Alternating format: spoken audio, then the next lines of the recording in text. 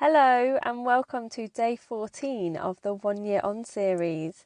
If you're new here, then let me introduce myself. My name is Eve and I'm a survivor of domestic abuse. I escaped from Mr. C on the 14th of March 2020 and now I'm sharing my story with a series of videos and audios which chart the challenges I faced, the experiences that prompted me to learn and how I healed from the emotional trauma. This episode is another screen grab of the text message exchange that went on this day 1 year ago. I've included nearly all of the text messages. There are a couple of work-related ones which I've edited out, but otherwise this is how the communication went. If you have experienced domestic abuse, I think there is a near certain chance that you will recognise some of these messages because as time has gone on and I've become more aware and empowered, I've learnt that abusers follow a pretty similar textbook when it comes to manipulation via text message. So if you're in the early stages, do read these and take note of how they might relate to messages that you have received. Just a bit of context to the start of the conversation.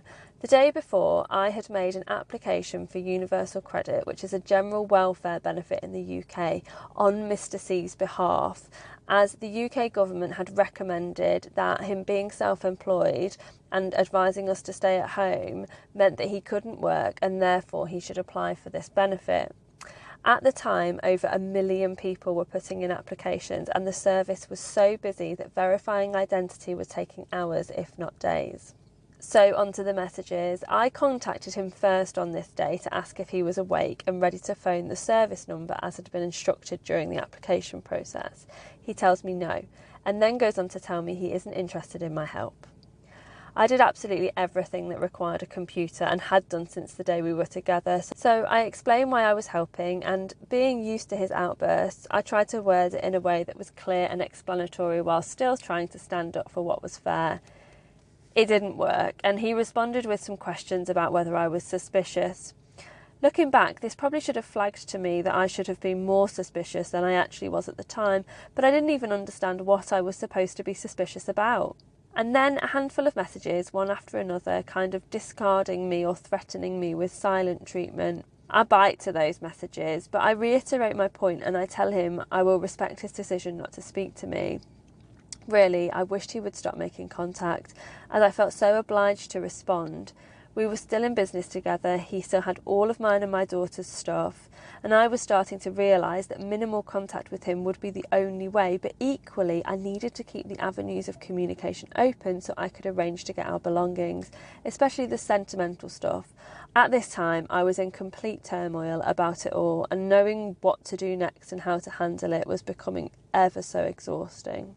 So the messages continue and I raise the question of why he had withdrawn when I mentioned money, and he flips it around on me once again with a cold, harsh message and a bye. I hated the suggestion that all I cared about was money and it got me to bite. 3 hours go past and then I get a message to say he can't top up the electric. For all of you shouting narcissistic manipulator at the screen right now, then you get your 10 points because this is classic baiting and bashing and it worked. I phoned him to help him to resolve the issue with the electric meter, yet all that happened was that I got shouted at, insulted, accused, shouted at some more, and in the end I end up hanging the phone, upset, confused, and once again emotionally drained. 3 hours go past and he asks if he can call me. I call him, only for there to be more shouting, more insults, and threats to bring all of my stuff over and dump it at the bottom of my parents' street along with my dog. I hang up.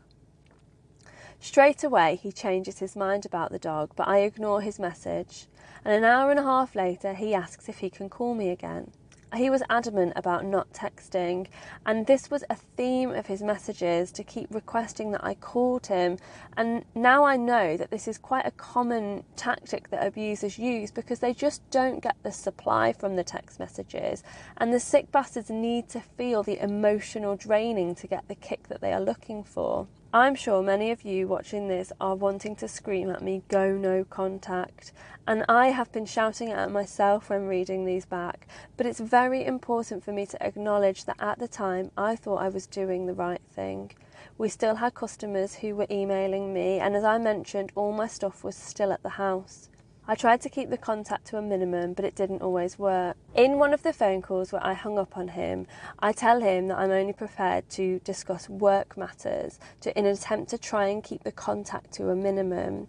And so, later on in the day, he tells me he hasn't spoken to one customer, but he has another, and he won't tell me what has been said with the customer over text message. But I wasn't falling for it and giving him another opportunity to shout at me down the phone, so I tell him a few home truths, but all by way of an apology. I've apologised for so many things that didn't need apologising for, always because of the fear of the reaction. And even when I try to set a boundary, I'm sending a message 10 minutes later to say sorry, and I tell him I feel guilty about him spending his birthday alone. These messages scream trauma bond to me, and that is what we will be discussing today.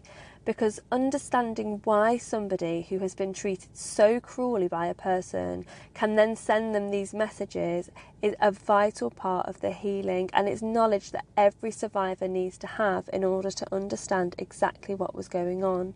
Because once you understand something, you can overcome it. So I will be learning about the trauma bond in an awful lot more detail over the coming weeks, and I'll be sharing what I learned as I learnt it 1 year on. But today, join us in the Facebook group where we'll be discussing the trauma bond and the basic mechanics of how it works and what it feels like.